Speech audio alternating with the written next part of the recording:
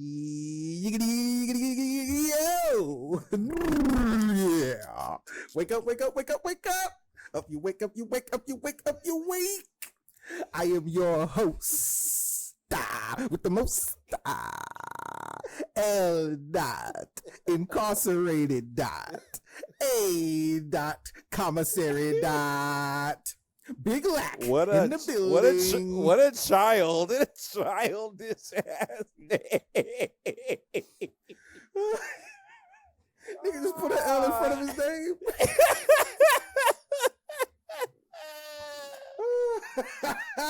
Call me L.A. I'm the law man. I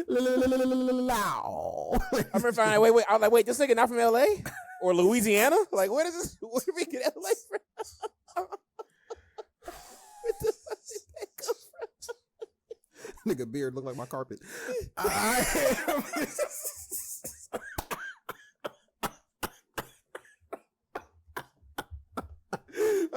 Shit.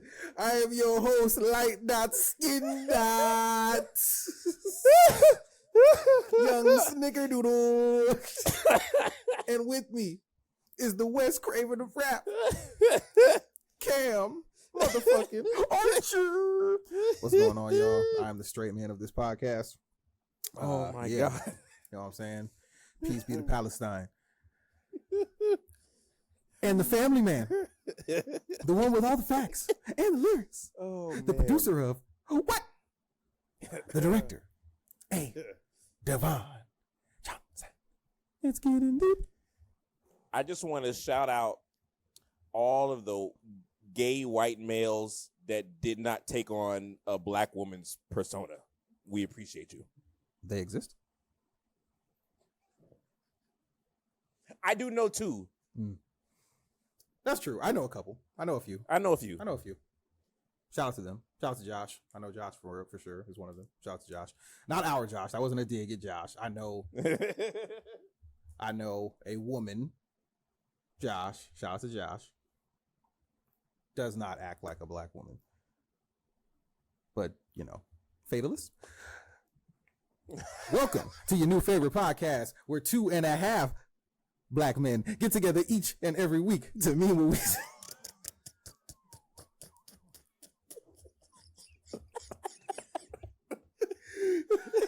We're not even 5 minutes in.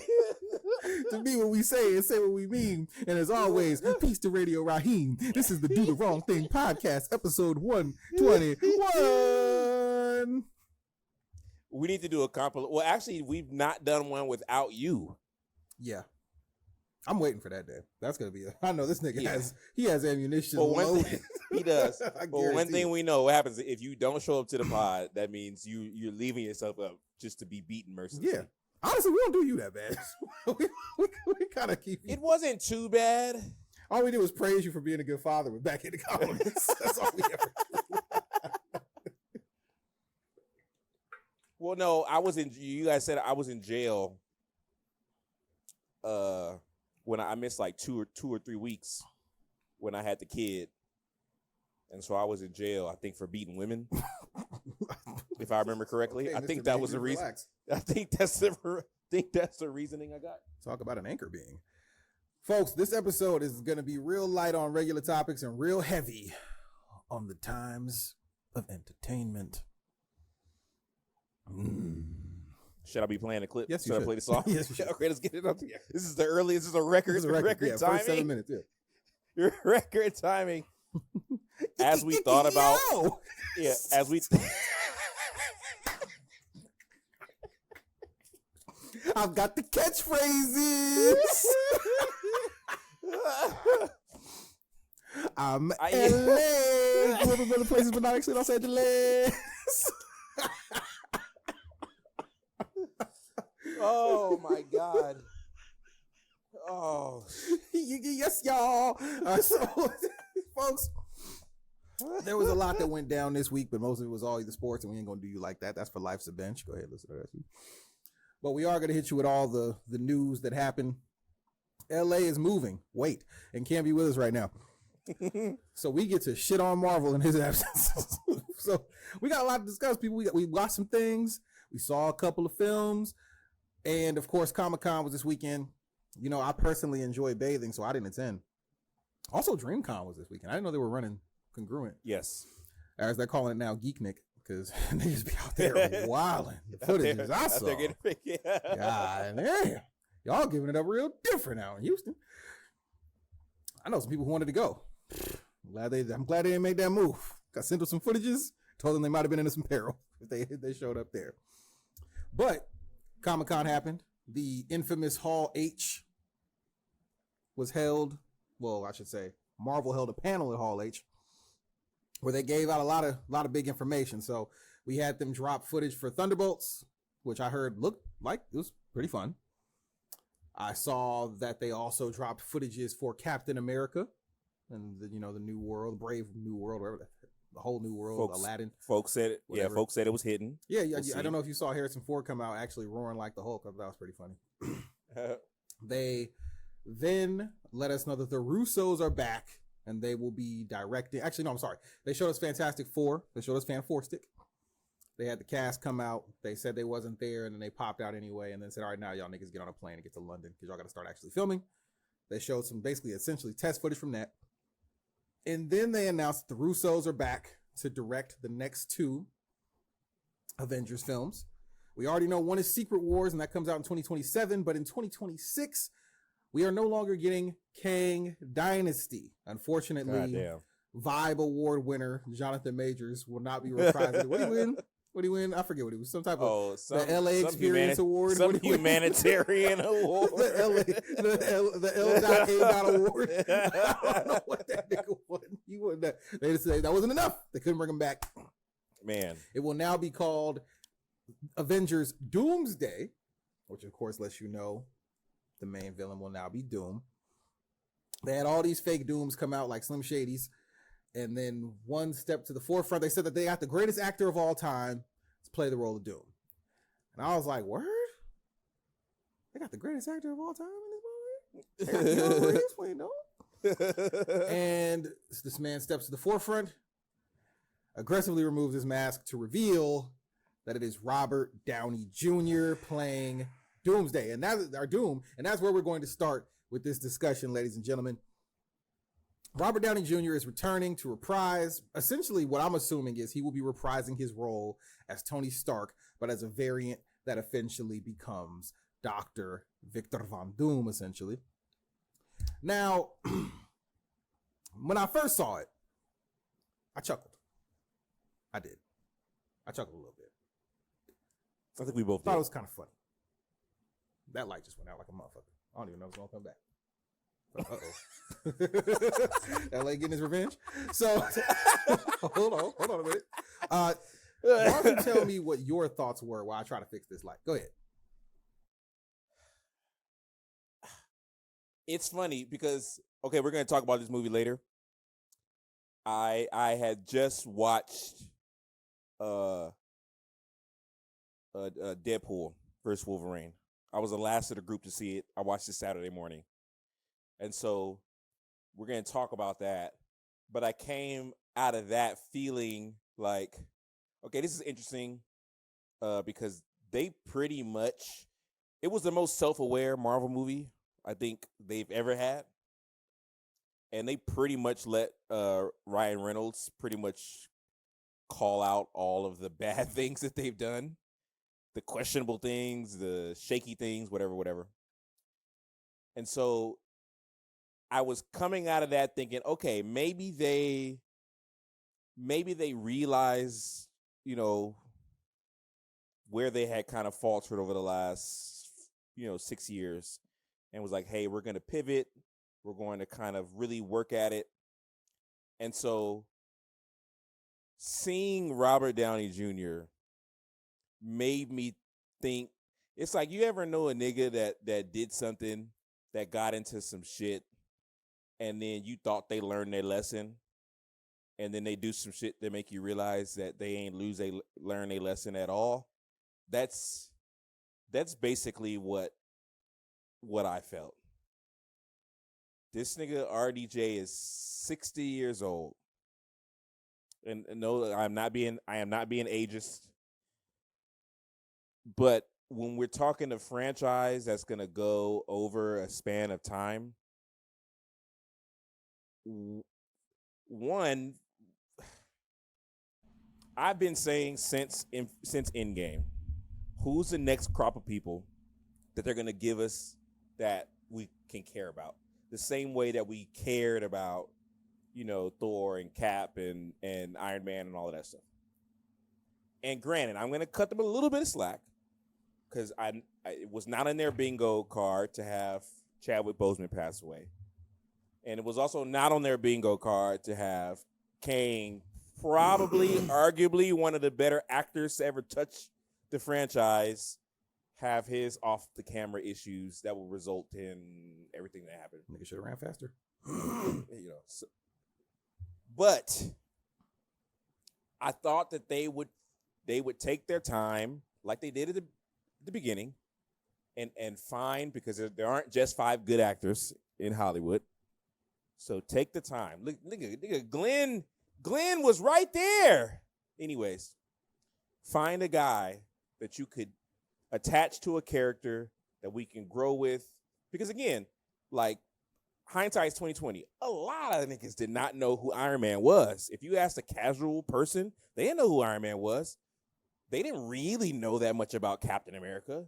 I mean, you knew kind of Thor. Probably the most known Marvel characters to the average person would have been like Spider-Man and Hulk that we saw. And we didn't even get Spider-Man in the original. So as far as that original cast, you're talking Hulk, but most of the other characters were characters that were being introduced to some people. And they attached known actors to them. We grew with those actors over a span of 10 years, and we kind of got what we got. And then so I kept thinking, I don't know who these people are. Like, I don't care about anybody. And so I'm thinking, who are they going to do? How are they going to do this?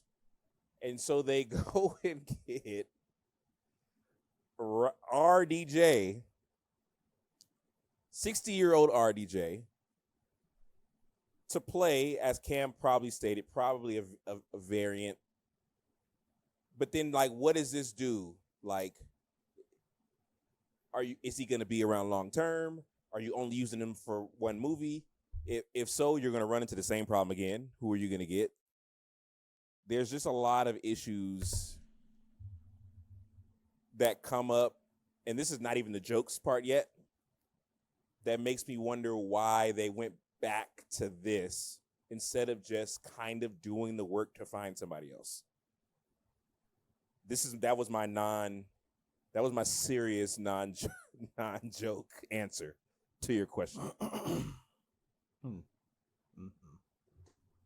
I was waiting until we got to that point. So I was waiting for the jokes. I'm gonna keep it a bean. I'm keeping it a bean. All jokes aside. So I listened to the Midnight Boys, our variant. Wait, really quick. By the way, I think he'll be great. I don't want anybody to think that I'm thinking like he's not a good actor, that he's not a good choice in a vacuum. I think he'll play the character great. We'll get to why we really thought this was weird. Nobody is. I don't think anybody is commenting negatively on this casting. Because they feel like RDJ is some bad actor who's going to he'll ruin the role or some shit like that. I don't think anybody's actually thinking that with sense in their head. Yeah. So, as I said, I chuckled when I first heard the news on my Twitter feed. And then I started watching people go crazy. They're going crazy. Oh my God.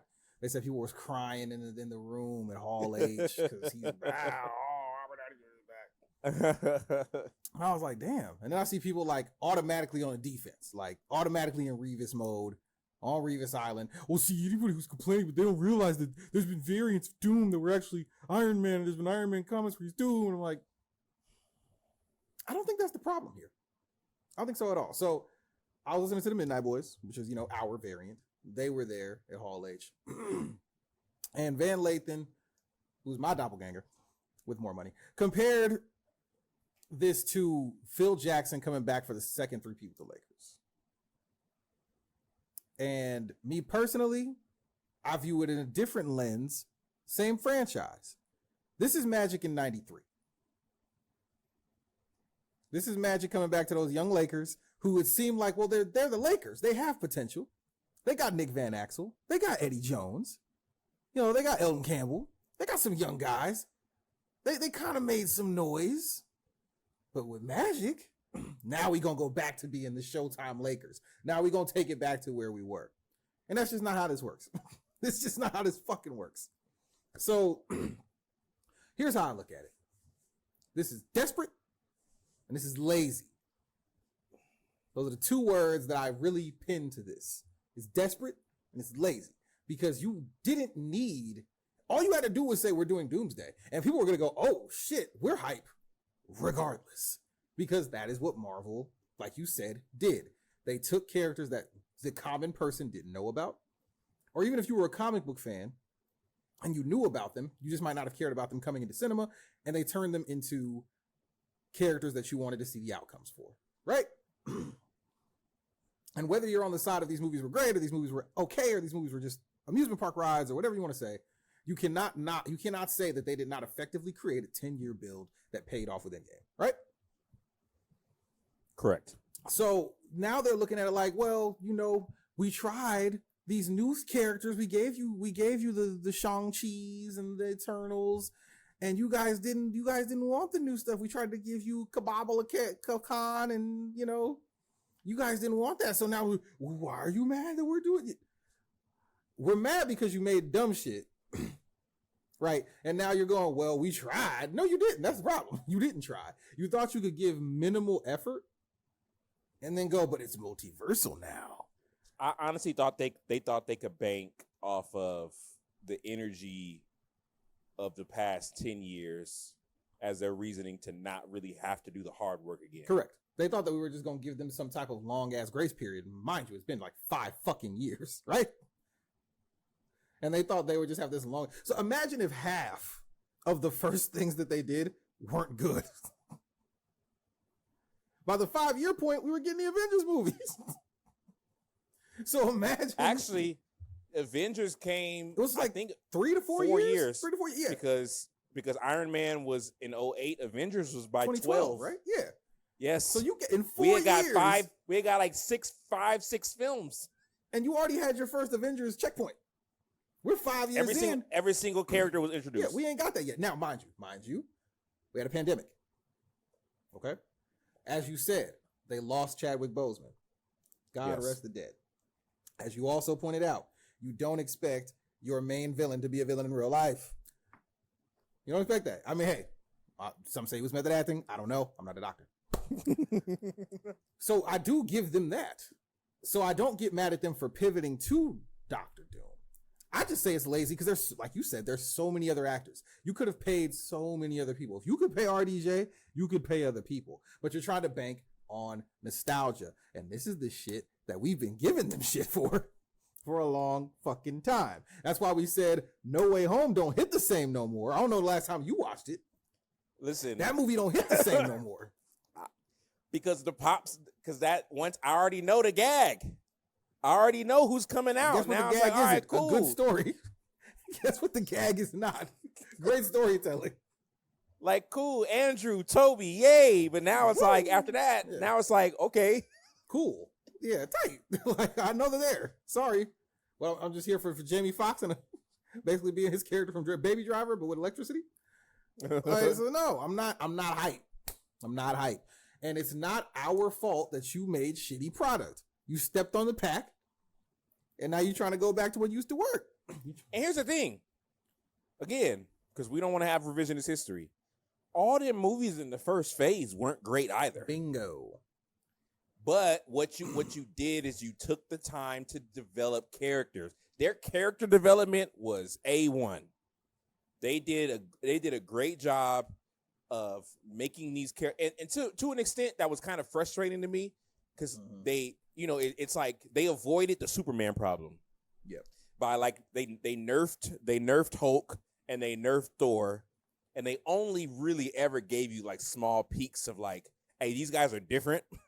Because you couldn't just have Thor be this almighty person like he is, a god, because then we wouldn't be able to relate to him. And you couldn't just have Hulk just tearing through everything. He took out every one of them niggas that came through that portal by himself in that first movie. Because, I mean, I remember going through that when we knew we were going to get Thanos. And I was like, well, it's already 3 niggas on the team that we already knew packed him away. So we was like, what are they going to do? So you had to do these things to create, different dimensions to this character. And they were able to do that because of the way the characters were developed and because of the actors. They had really good actors that were doing this. But again, everybody's emotions and energy towards Endgame is this was a 10-year product. And this was not like a fast-tracked 2-year, hey, let's just get people together. This goes back to your Infinity Stone problem that you always bring up. Where they just shit on the stones and Loki. Dog. It goes back to that because we just had this emotional Iron Man death. I was so angry at that. We just had this emotional Iron Man death, and now all of a sudden, I'm back, nigga. It was the Infinity Stones in the drawer. Well, now, yeah. Actually, you know what? I didn't even think about this like that, like with that angle. It was the Infinity Stones in the drawer. It was. Dang, that just made me mad. That just made me more mad. It was the Doctor Strange. Maybe there were other choices. What? For like what? What do you mean there were more choices? This nigga looked at him and just said one, and Robert was like, "Oh shit, I gotta do this then." And he gave his life. You lied to him? Like, what are we doing? And then now that guy that they gave this really beautiful moment to, and I don't even know if maybe I was getting head ass about it, but I was thinking, wow, he had his protege got to talk to him, his best friend got to talk to him, his wife got to talk to him. Turns out that it might not even been his best friend. Nigga might have been a Skrull. Tony back now, so what are we sad about? Them stones that he was fighting for, these niggas got thousands of them in drawers. It's like they use the multiverse and they play in our face with it, and we're gonna get into it because they joke about it in Deadpool. They kind of put out a movie to test the waters, if you really think about it, because they did this with kind of because they had this beautiful send off for Logan, and now this is another version of Logan. Oh. One of the better Marvel movies of Logan's. If you ask me my top 5 superhero movies, Logan's in my top 5. It's a very powerful movie. That beautiful, meaningful, sacrificial death. Oh, he's back. And so it's like, are we gonna keep going back to these old guys? And it was funny. Ryan said like you're gonna be working to your 80, you're 90, yeah, and it's like it is, yeah. And it's like that might be the truth because unless they're planning on one-offing RDJ here, he's gonna have to play this character over the next 5, 6, 7 years. No, this has definitely got to be something. This is a one-off type of thing. But the problem is, when it's an iconic character and an actor that you already know can play the character extremely well, unless you're only going to give them a small segment of time, not an entire film named after the character, people are going to automatically now attach that character to that person. Niggas was trying to bring up fucking Michael B. Jordan and playing these characters that don't nobody care about. Don't worry. I got the tweet because some nigga that I refrained from cussing out said some dumbass shit. This nigga had the nerve to say Michael B. Jordan was Killmonger and the Human Torch. Pause. Who gives a fuck about Fan Four Stick? I'll be honest with you. I don't even think I watched the Fantastic Four that he was in. Fan Four Stick fucking sucked. You want to know why people don't care about him being both those characters? Because they don't give a fuck about Fan Four Stick. Continue. Josh Brolin was Thanos and Cable. One of those was a joke movie, and the other one, you don't see his fucking face. You just hear his voice. You don't see him. You don't look at Josh Brolin and go, that's fucking Thanos right there. You don't fucking say that. Also, somebody brought up, they were like, they're not just getting, my Jonathan Majors out of here because he committed a crime. It's because he's a woman beater. They're like, Josh Brolin beat a woman, and y'all cool with it. He's been in multiple Marvel properties, and he openly beat a woman. They're like, no comment. Anyway, and they were like, and this nigga closed it out with this one. And if Blade comes out, Mahershala Ali would be both him and Cottonmouth. Oh shit, nigga. You know, the whole world still be going for Cottonmouth. I've seen so many Cottonmouth was right tweets. Nobody gives a fuck about him playing a fucking villain on a Marvel TV show on Netflix half the season. Not even the whole season. Yeah, half like 5 episodes. Like 5 episodes, Luke baby. Cage villain, nigga. Luke fucking Cage. Nobody gives a fuck. Don't compare the two. This is Robert Downey Jr., who's already played one role. He was great in that series, though, by the way. He was amazing. But yes, him playing a different role isn't going to make me go, oh, damn. You don't think, like right now, if I was to say to a random person on the street, Chris Hemsworth, somebody, if I ask 5 people, one of the 5 are going to say, oh, Thor. Mm-hmm. If I say RDJ, somebody's going to say Iron Man. If I say Mahershala Ali, nobody's going to be Cottonmouth. No. Nobody's. It's just like Chris Evans in the Human Torch. Nobody cares. Matter of fact, and it was funny. It was a funny joke about that in the movie too. It was like, oh, him? Nobody cared about that guy. And so it's like, no, that doesn't work. This was very clearly a way to bring in that group of people that I think they felt like they were losing, that kind of tapped out with Endgame. It's a money move at the end of the day. 100%. You bring the Russos back, who already showed they can't make a good film without you. Without Marvel, these niggas were floundering. You bring back RDJ fresh off an Oscar. That nigga didn't need y'all, so I know the bag had to be massive to get RDJ back. But it's like we've said, he's like you brought up, he's 60 years old, bro. It's already crazy enough. We got 80-plus-year-old Harrison Ford playing a Hulk, which I don't know if you heard, but you see his face in Red Hulk. Like, it's not like it's basically just like a lot like the Ruffalo Hulk, but it's more prominent. He's not a voiceover. No, you see his face. You see his face. Him in that Red Hulk, and I don't know if you also. I think I put in the chat anyway that basically they're saying that the Celestials are where adamantium comes from. So Falcon, aka nigga Cap America, goes to that Celestial that's been sitting in the fucking ocean or whatever forever, and no one said anything for 3-4 years now. And he brings adamantium from there to the government, and that's how adamantium gets introduced to this Earth multiverse, whatever the fuck, man. I don't know, but that's basically how they're doing that. And we've learned that Giancarlo Esposito is playing a character named Sidewinder. He's with the Serpent Society or some. I don't. There's a lot going on in this Captain America movie, man. But apparently, it looks really good. We haven't got to see the footage ourselves, but they said you see Harrison Ford transform into Red Hulk on the White House lawn, which is pretty crazy. A lot of villains in this movie. There's a lot going on, man. I love how this one's more grounded. There's a nigga turning into the Hulk on the front lawn of the White House. That's not grounded to me. Yeah. But apparently it looks really good. And I did want to point out that the Fantastic Four footage. You watch the footage? Not yet. They somebody posted on Twitter, and honestly, man, it looked cool. I mean, they basically, it's like test footage kind of thing, but there's already music to it, shit like that. But it shows you like Reed Richards. Third time's a charm. It's literally like, it feels very 60s coded. Shows Reed Richards like talking to kids, shit like that. Like it looks cool. And then at the last shot, you see Galactus like look into a building, and which I thought, come on, man, it's fucking Galactus. Whatever, man. It's called First Steps. Fantastic Four First Steps. Apparently, this is not a quote unquote origin story. They already have their powers once the movie starts. I don't know, man.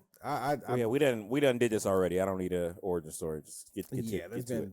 There's been 2, one of which wasn't good. I think Fan Four Stick being bad actually hurt me the most because I had so much stock in Miles Teller, and the nigga who directed it was Josh Trank. I think so. He was the guy who did that. What was that movie? What was that movie he did that had Michael B. Jordan in it? The superhero movie. Oh, Chronicle. I fucking loved that movie. Yes. And everything fell off after he did Chronicle. He did Fan Four Stick, and apparently the whole vibe was horrible. And all the stuff that came out cost him. He was supposed to do a Boba Fett movie. Oh, really? Yeah, that cost him that. So, it is what it is there. But overall, are you excited? Are you excited?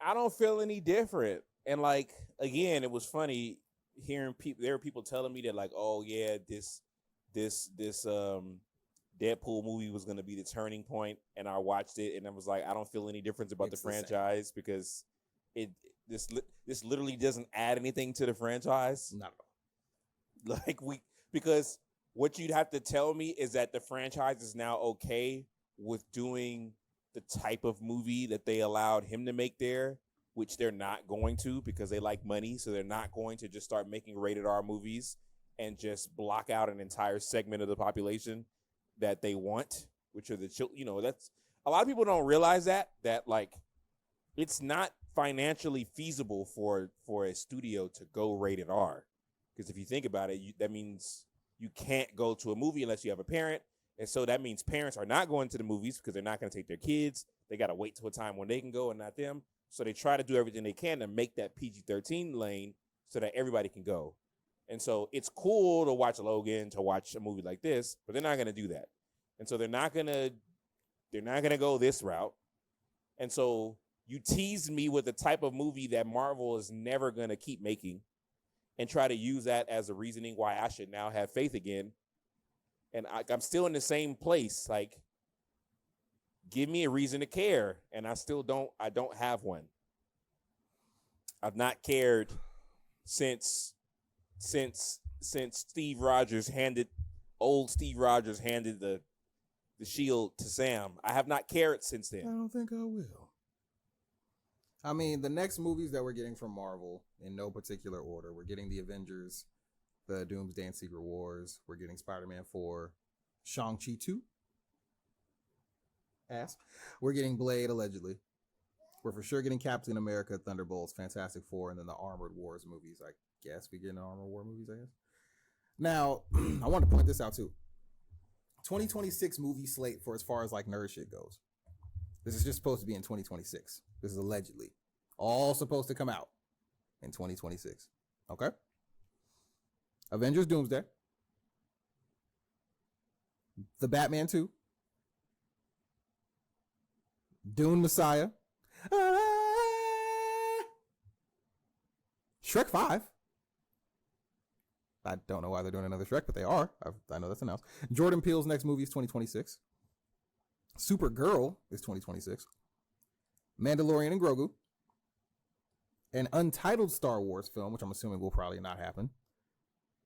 The Mario Brothers 2, supposed to come out 2026. Aang the Last Airbender. That's for y'all niggas. I still ain't going back to that show. The Lord of the Rings, The Hunt for Gollum. Don't give a fuck. Don't care. Frozen 3. Right? Teenage Mutant Ninja Turtles 2. Bacon, egg, and cheese. Transformers and G.I. Joe. Look, man, I like the last Transformers movie. I did. So I'm not mad at that. Toy Story 5. Didn't know that was happening. Mike Flanagan's Exorcist movie. He got tasked with doing The Exorcist now.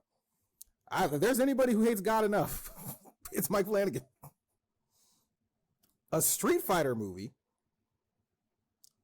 Steven Spielberg is doing a UFO movie as well. All of that's supposed to come out in 2026. On a level of on a scale of 1 to 10, how do you think that movie year is going to go for us, man? And that's not even including all the regular prestige type shit.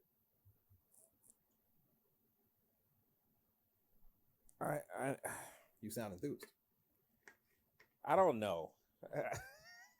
Because it's a bunch of movies that you named that, like, why? There's a few that you named that, like, okay. And so I don't know. Man. I'm so jaded. I can't even be excited about some movies 2 years from now. At least yet. I think next year is we get Superman, right? That's what's coming next year, essentially, right? I think so. I mean, Batman, obviously, I'm looking forward to Batman. I'm looking forward to Penguin. We get Penguin this September. That show looks great. Yeah, Penguin comes up, yeah. And as they said, this is supposed to be like a direct bridge, like right after 1, and it should lead right into 2. I'm already ready to root for the nigga. Just when the shit I was like, hey, you know what? Go kill Penguin. Big Cobb. And so, yeah, Like what, Toy Story 5? What? That's y'all lane. Don't look at me. Toy Story 3 was a perfect end. It was such a good movie. It was a perfect way to end it. Yeah. And then they just... Even as a non-Toy Story guy, that was a very well done finish. 4 was a dud. It didn't need to happen. And I don't know. There's a lot of... I'm not gonna go on a sequel rant. It's not worth it. But it could be good. It could be bad. I don't know. I feel the enthusiasm there, Antonio. I really do. Let's see how enthusiastic you the did. The guy that would have been most excited is locked up. Yeah. Where's his lawyer? He's locked up. No. Well, let's see if you get excited about this one, baby. This week it finally happened. We've been waiting for this movie for a very, very, very long time. Feels like it's been like 3-4 years almost I've been waiting for this movie. But it finally happened, ladies and gentlemen.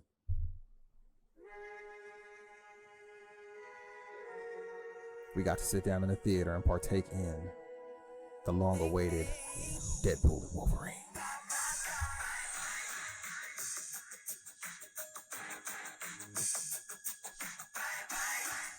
Man, I was in that theater ready to turn up. That music. I'm not gonna lie. That opening title sequence was fantastic. That was fire. Flames. So I don't even think I need to let y'all know. It's pretty obvious. Spoiler. You broke ass nigga. Get yourself to the theater, nigga. I ain't say buy a popcorn bucket, my nigga, but at least sneak in that bitch and watch the movie. Spoiler. We about to spoil a fuck out of Deadpool and Wolverine. I'll try and time code it, folks, so you know where to skip to if you want to. Yeah, I won't. Yeah. Ryan Reynolds returns with Sean Levy, this is really just all Ryan Reynolds, to be honest. He brings in Hugh Jackman to be Wolverine. This is the team up that we never thought we would get, even though they were both Fox at the time. We finally got it. Deadpool and Wolverine. I'll give you a quick synopsis of what happened in this film, and then we can break it down, In this movie, you got Deadpool basically after being rejected in 2018 by the Avengers, by the X-Men. Kind of goes into his depression. His girl leaves him.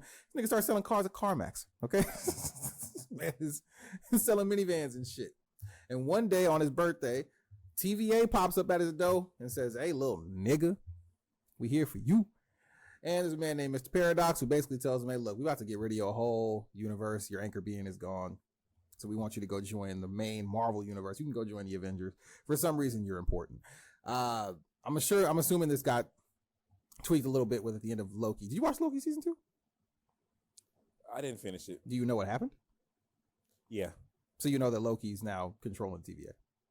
Yeah. Okay, cool. So I'm assuming they kind of fucked with that, because now Mr. Paradox is like, we don't prune universes anymore, but I don't fuck with that. I'm gonna do it anyway type shit. So because Logan died in the movie Logan, they tell him, "Hey, we're about to kill your whole shit, so you may as well just go." But he decides, "I'm going to take this little pocketbook, try to go find myself another Logan." He gets to see all these other Logans. That's a really dope scene. Seeing all the different variants of Logan, including an actual 5'3" Logan, which was fire. Yeah.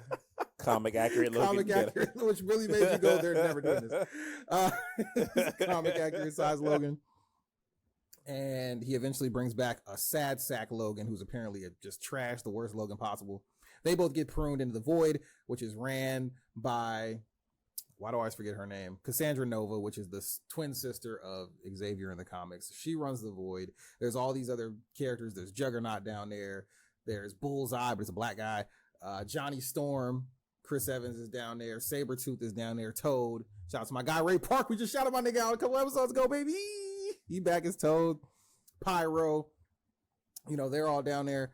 Was it Azrael? That nigga? The devil nigga? Yeah. Who be disappearing and shit? He ain't really doing much at first. They're all down there in the Void. But there's also a contingency of like Deadpools. There's a nice pool. There's a lady Deadpool. There's a dog pool. And there's also a contingency led by X-23. The same X-23 that was saved in Logan. You have Elektra. You have Blade, and you got Channing Tatum's Gambit, nigga. And they all ride up to get them out of this universe, get out of the universe to try to stop it from being pruned. But they are followed by Cassandra Nova, who decides for some reason now she wants to destroy it all. Plot got a little flimsy. Deadpool and Wolverine sacrifice themselves to stop it. They survive. Wolverine decides he wants to stay in the universe with Deadpool and his people in X-23, who for some reason is there now. Didn't make any sense there either. Yeah, that was Deadpool and Wolverine. Kevin Feige's a fucking liar. We already knew that, though. We didn't trust him. This is like an 8 on the scale of importance. If Endgame was a 10, that's how important this movie is. It wasn't important at all. It wasn't at all. It wasn't important at all. I was like, wow, this has zero consequence. Nothing. Like, nothing of consequence. Nothing changed. It was literally just an ode and a love song to all the Fox niggas who couldn't be with us no more. It was Crossroads for Fox and all of the properties that they had. That's really what it was. That's how I felt about it anyway. Is it a good movie? It's fun. Very entertaining film. I had a blast. I'm going to watch it again. I enjoyed the movie for sure. Hugh Jackman bodies it as usual. Ryan Reynolds funny as hell as usual. All the variants. So they had the fucking Age of Apocalypse Wolverine with the one with the stub. He didn't pull the claws out of the stub. He had the stub. They had what's the one that was it Patch is what they call him? The one that's like a James Bond type one. They had him there. They had Henry Cavill playing one of the Wolverines as well. That was pretty dope. They'll treat you way better than those shitbags down the street. Yeah, just great. A lot of good jokes. Peter being loved by everybody. They gave him a big ass package and all the women wanted him. You know what I'm saying? Like, it was fun. It's an entertaining movie. The Void looked bleh, so it kind of hurt, you know, the visual aspect for a big chunk of the movie. It kind of just goes to show you how much of a budget they really gave these niggas. They're like, look, you can have Hugh Jackman, but if you want sights and set pieces, you're getting really just because most of the movie took place there and in like one neighborhood in New York. Very easily setupable New York neighborhood. Like, you know what I'm saying? Like, it wasn't hard to scale back. The money clearly went into special effects and Hugh Jackman and Wesley Snipes. and because I don't know what Henry's going for nowadays, but I wonder what it was to get Henry how much Wesley Snipes hated Ryan Reynolds on the set of Play Trinity, and then think how much they had to approach him with the bag wise to be like, hey, yo, we want you to be Blade again. With only for him to shit on Blade. Yeah. I don't like you. Yeah. Oh man. It was fun. I enjoyed the movie. It was funny. Good action. Wolverine actually crawling at him that was fucking fire. Yeah, that was dope. That was fire as hell. The comic accurate suit. How'd you feel about the cowl? When Wolverine actually wore the cowl. How'd you feel about it? It was. I mean, you can see it. You can see it in the back. It was cool. No, I can't see it actually. It's actually out of frame. Oh, you can't? In this shot. It depends on how you're framed out. Yeah, it's out of frame. Yeah, I got the bucket. Shout out to the bucket. Hey, we have another pod talking about just the merch for this movie. Trying to find buckets. They did their motherfucking thing. That shit was selling out day one before the movie. I was able to get the Cinemark bucket. I wanted the AMC bucket, which was the apocalypse looking the head. Mm-hmm. It was just the floating head, like the zombie thing. Mm-hmm. But that one was sold out. It's better than what Regal had, because Edwards had zilch. Man. They had a mug. They had a Deadpool mug. They had the best Deadpool helmet, but that one was sold out online on like Tuesday. Like the movie wasn't even out yet. But anyways, I thought it was cool. I thought it was cool to kind of, because we don't ever really see, like we mentioned, there's really no comic accurate Logan that we ever see, and we never will. You know, so it was kind of cool to see that. The way he moved. Yeah, that was funny. That was really funny. Small as hell with a little V-neck on. Yeah, I mean, I kind of walked away thinking like, oh, so they did the Spider-Man thing, and they just ode to the old characters. I'm like, okay, that's cool. Oh, you were in an empty theater, right? It ended up being a couple people coming in. It was maybe like 10 of us. Okay, so I watched it in 4DX. So yeah, I don't know about the pops that. That's maybe the thing. I watched it in 4DX on Thursday. This was a 6:00 showing. The theater was sold out of tickets online, but it didn't actually fill up. So the pops were kind of non-existent. There was a lot of laughs to the point that like the follow-up jokes you couldn't actually hear sometimes because there was a lot of laughter. Yeah. But the pops were non-existent. Like there was a slight pop for Blade. And then I was the only pop for Channing. I was hyped. I was like, ah! What'd you feel about the accent? Look, man, I'm not from New Orleans. I can't tell this nigga how to do it. I can't. I know some people were saying he was purposely laying it on a little thick. That's what I was told. Yeah, he was really heavy. He was real heavy with the accent. It was funny to me. I feel like we're missing very important exposition because they couldn't even understand it. They couldn't catch what he was saying. I thought it was, but when he got to them fight scenes, though, no, each one of them got their moments, and they really got to let them, get busy. I really even Blade when the dude shot him and it bounced off his little chest piece, and he pulled out the gun and shot him. I was like, that's my goat. It made me want to watch Blade. It made me want to watch Blade too. It really did. Man, that's my goat. Exciting. Yeah, maybe want to watch Blade 2 for sure because Wesley. That's a good movie, man. We don't give him enough credit for basically making all of this possible. Yeah, pretty much. Without the Blade series, none of this shit happens. They don't give up money to make X-Men. They don't do that.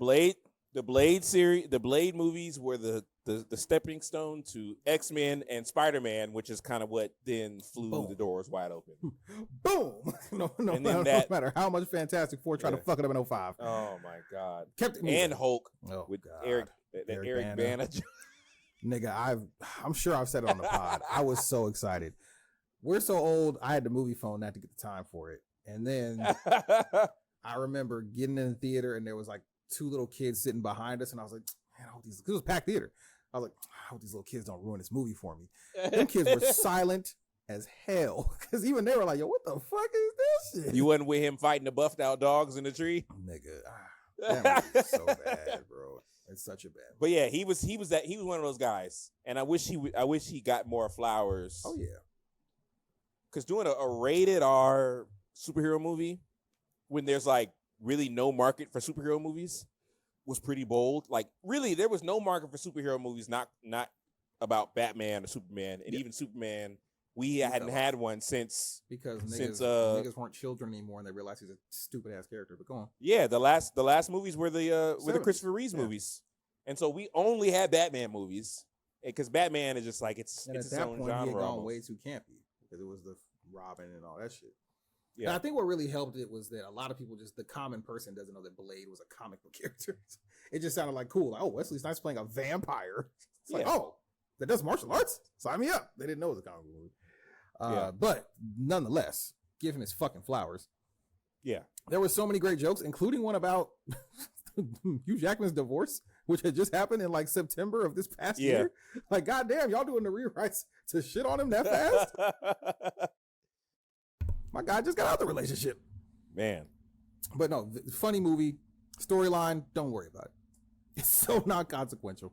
Yeah. It really doesn't matter. There was no real impact. I thought for sure there would be some type of impact that mattered. And who knows? Maybe they're going to try to say like, oh, when they did the shit with when they destroyed the pruner at the end, it fucked some shit up. But it's already fucked up.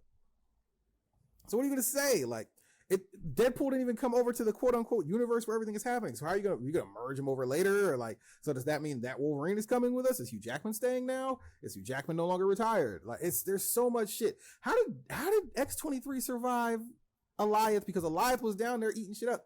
So she survived, but everybody else died, or was she not actually pruned? Or what the fuck was, just. But I was watching New Rockstar. Shout out to New Rockstars. I haven't got to finish the video yet. But he did point out, this is a theory that he has. I want to see what you think. He has a whole video about it. I've never watched it. But he says that every movie is trying to be one of 2 movies. They all fall into one or the other bucket. They're either trying to be The Wizard of Oz or they're trying to be Citizen Kane. And he said this obviously falls into the Wizard of Oz bucket because everything happens as soon as he blows out his candle and make a wish. So this could all be a dream. This could all be fake. This could all just be in his head. Because he wants to feel important. That was his wish, quote unquote. And then all of a sudden, all this just fantastical shit starts happening. Yeah.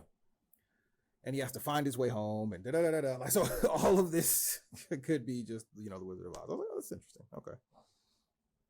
But at the end of the day, as long as he gets back with his girl who's fine as hell, I don't care. Shout out to him. You know what I mean? Yeah. And Blake Lively playing Lady Deadpool was cool. I liked the Like a Prayer fight montage, even though it ended with a very obvious CGI'd. Oh yeah, that was a little rough. That was a little rough. A lot of rough. When they got out of the back of the bus, when they jumped out the bus, I was like, "Yo, that's so clearly not." I was like, "Oh, all right." I was like, "All right." God. So clearly not that boy. Oh man, I did crack up when he said, "Why is he dressed like he fights crime for the Los Angeles Rams?" That was really funny. That was a really funny joke. I'm also going to use "educated wish" fairly often. Yes. And even just the press run, this nigga Ryan Reynolds is really funny. I've never understood.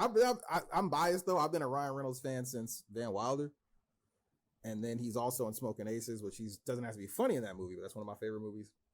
Yeah. So I'm biased, but he killed it. He always kills this shit. So shout out to him. Shout out to Big Body Hugh, who's also slowly creeping into his 60s. Goddamn. Yeah, it wasn't what that man's been making. He's been 25 years, 24.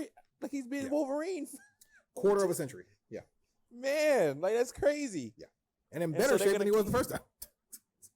He did look good. Pause. He looked good. He looked good. He looked good. No, I thought it was a fun movie. I don't know. It pretty much is, if it's the end, that was a good ending kind of thing for his character. Yeah. Like whether or not they're going to continue to allow them to do all that rated R shit on a Marvel budget. I don't know. It's just weird because they got the shit on the multiverse, and then like later that day, or I watched it on Saturday, so I watched some shit on the multiverse, and then later that day found out that via the multiverse we're gonna get a variant of Tony Stark. That's Doom. Like these niggas don't learn; they keep doing the same thing. It's very. Oh man, I know LA. You probably listening to this thinking, "Damn, I wish I was there because I could rebut." Tough break, nigga. Anyways, hey, yo, LA, I know how you can cope with it though. I want you to LA. I just want you to sit down and do this, okay?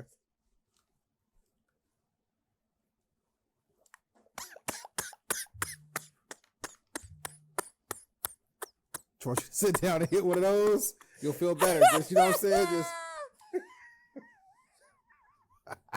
The funny thing is, unless I clip this, nobody will ever know. Yeah, that's the best part, baby. I'll leave Easter eggs. I'm the new Marvel. Oh man, but yeah, we're in the same boat. We're in the same situation that we were in before this movie dropped. We still don't know what they're gonna do. We still don't know who to care about. And again, like if this is like a one-off RDJ, then there's no reason for me to really care. Like what? Like, I don't know. To me, because look, they told me that for Doctor Strange, that was gonna be the one. That was gonna be the one to set everything up. Multiverse of Madness. The niggas went to two universes. Then they told me that Ant-Man, Quantumanium, that was gonna be the one. And Kane got swept away by some smart ants, and then swept away by a white woman. And now we'll never see him again. We saw all his variants, and apparently they just got washed away. It's over. 2 whole seasons of Loki. So 2 like core movies that I was told that was going to be the thing to set everything up, set nothing up. I was told Deadpool, Kevin told us 8 out of 10 as far as importance, like a 3 out of 10. Not even 3 might be too high, because literally nothing mattered from this movie. Like nothing mattered.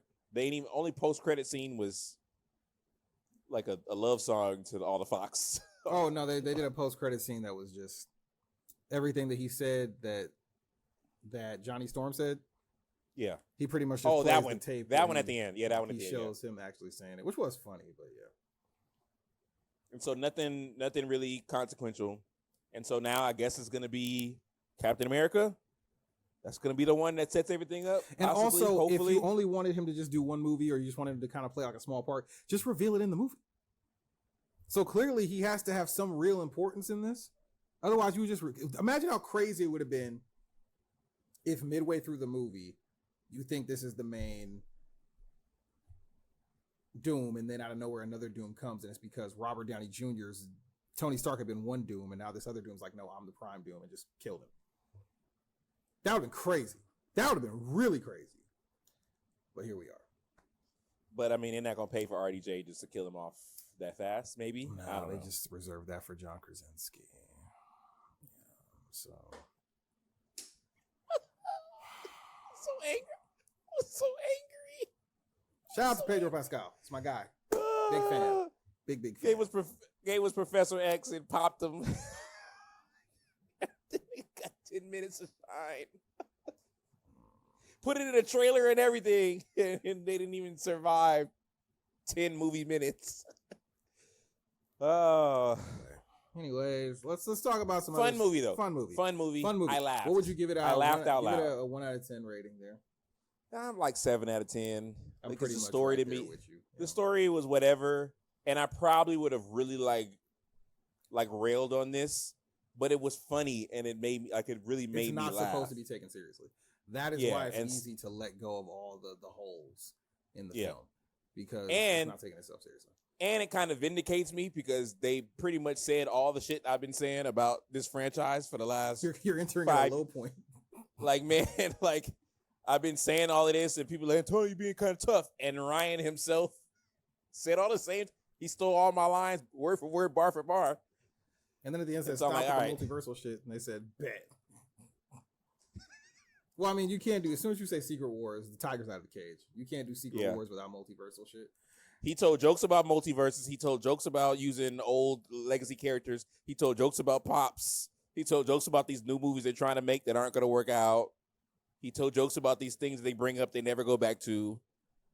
All of that in the same movie, which I was thinking, okay, wow, Disney let him put that in here. That must mean they're about to turn a new leaf. They must know. They must be self-aware. They're going to change. Little did I know they was getting ready. They was getting ready for Comic-Con this weekend. They about to push the button on your ass, nigga. Well, let's turn our attention to something that I watched. Actually, we'll start there.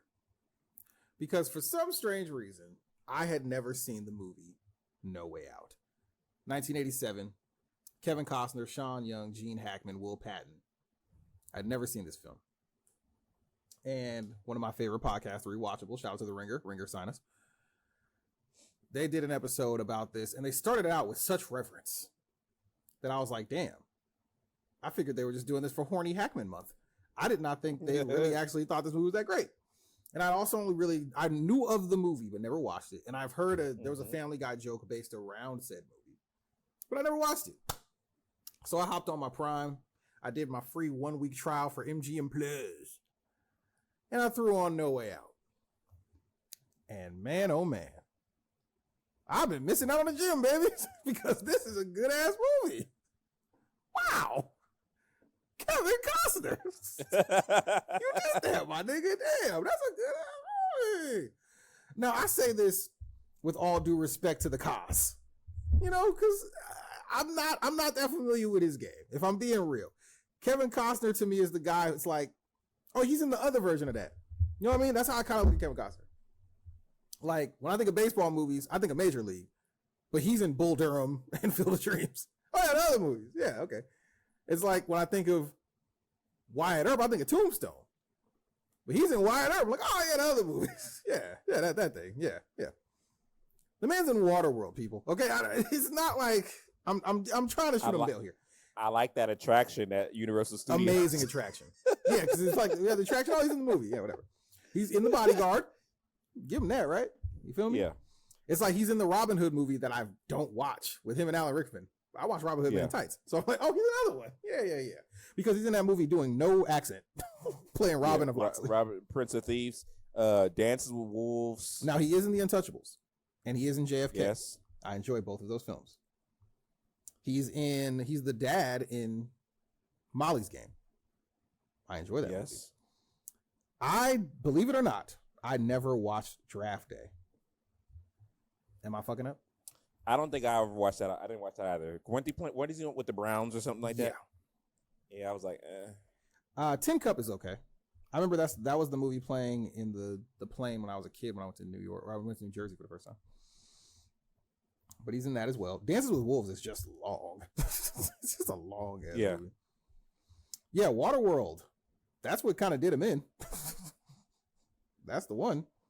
The budget was brazy on Waterworld, and he's like a merman. Didn't go well. Whole world is submerged in water. Didn't go well. But the Universal attraction is fire. It's pretty fun. Some great pyrotechnics. Absolutely. And it'd be hot. Just get splashed on real quick. Pause. Feel me? So it got me to thinking, mind you, people, please, if you've never seen No Way Out, please watch it. Very entertaining. If you like noir movies, you'll love it. Shout out to Gene Hackman. Shout out to, this is the best, like I said, it's the best I've ever seen Sean Young look. Sean Young, who's also in Blade Runner. She's famously, for me, when I think of Sean Young, unfortunately for her, I think Ace Ventura, because she's Einhorn. Yeah. Finkel, Einhorn. But this was the best I ever saw her look in a movie. So that got me to thinking, you know, like Kevin Costner. Was he doing it? I mean, clearly he had a long ass career. He was an attractive guy. He had a run. Yeah, I think his run was really like 87 to like 93.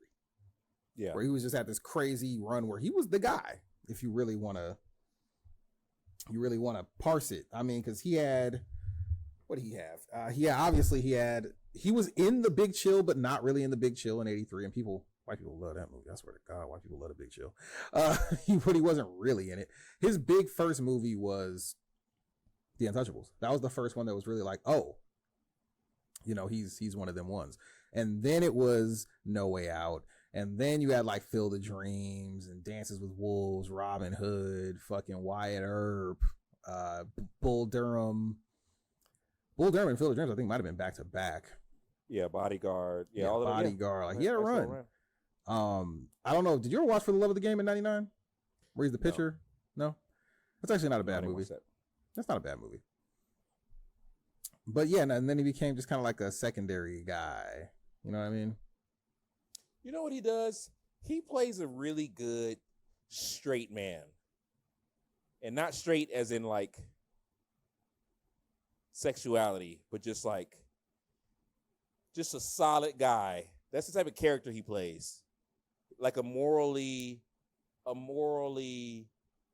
right type of guy. To a degree. Is like his bag. to a degree.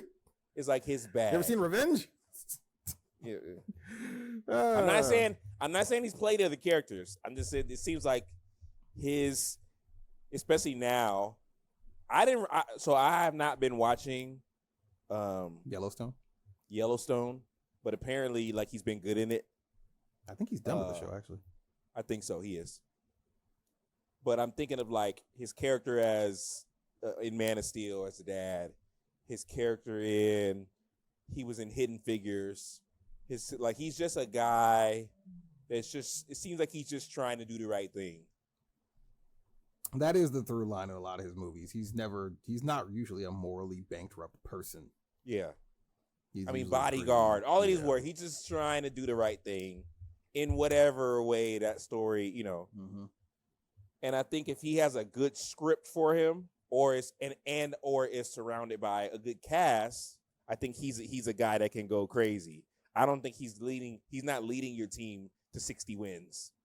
But you put him on a team with a guy that can lead you to 60 wins. You know, and you might just have a deep playoff run with that type of guy. Some folks might argue that though. They might say Field of Dreams is really just him.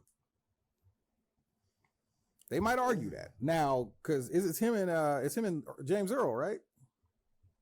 Yes. So people might argue that was him. And honestly, Dances with Wolves was a huge hit. And he directed that as well. Yeah. Got the Oscar for it. And shout out to the Bodyguard, because apparently he wanted Whitney. Yeah. And the people around didn't really want it. And apparently they had to wait because she was either on tour or something was going on. And he was like, I want her. I'm going to push for her. So clearly he's a guy that understands story and talent. And so he's not some scrub. We're not saying that. And he famously convinced George Steinbrenner to let him actually use Yankee Stadium for the love of the game. Yeah. Because Steinbrenner was like, well, we lose the game. You're not using the stadium. He's like, no, but you guys win the World Series, though. In the movie, in like the movie canon, you win the World Series. Just lying his ass off. And Steinbrenner was like, oh, okay. You use the stadium then. And he was really pitching. He was actually pitching in that movie. So, hey, respect to that man.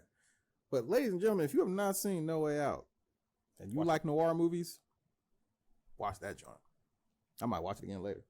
It's a good movie. What is it streaming on? So it's if you go through Prime, you can either rent it for like the $2.99, or if you have MGM Plus, or you can do the free trial for MGM Plus for the 7 days and you can watch it. Good movie. Gene Hackman being a horn dog. It's good. It's a good film. Shout out to Gene. Shout out to Gene Hackman. Still with us too. Shout out to Gene Hackman. Yeah.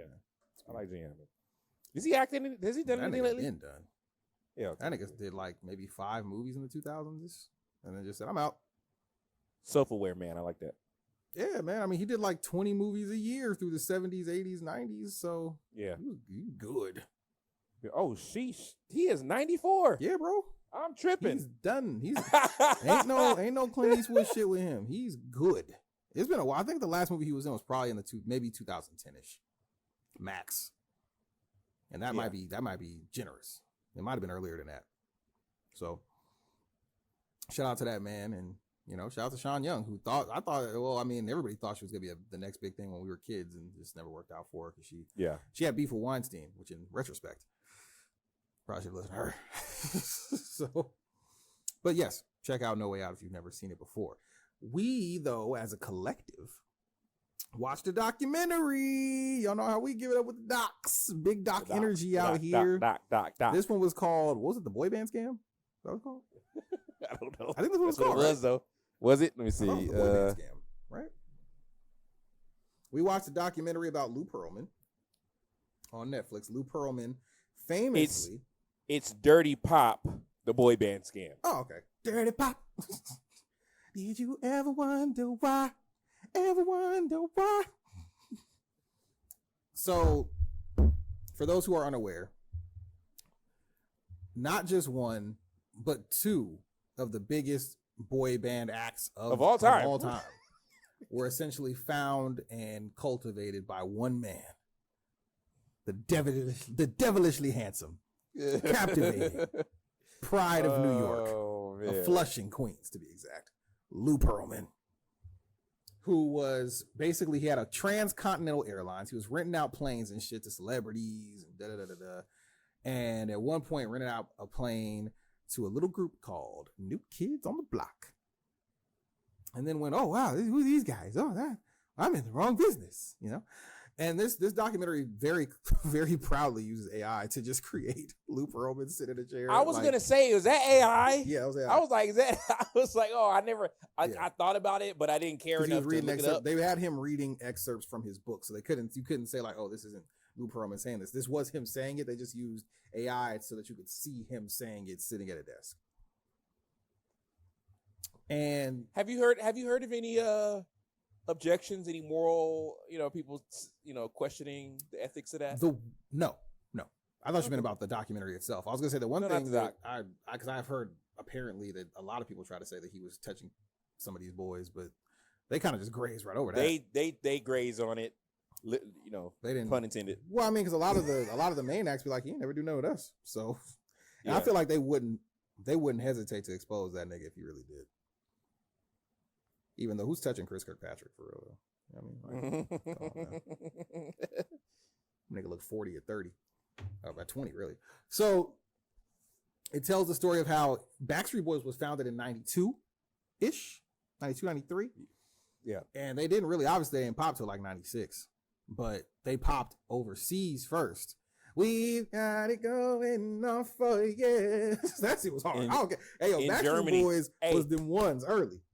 That was funny in Germany. That was a wild part of the story because they were talking about how like because he was Jewish and he was pretty much doing deals with like an ex-Nazi Gestapo, Nazi Gestapo member company shit going. And they were like, it's really weird that he was doing deals with a guy that would have sent that nigga to the camps. Like, it's so crazy, chamber. But would have caught him easy too. He wouldn't have got far.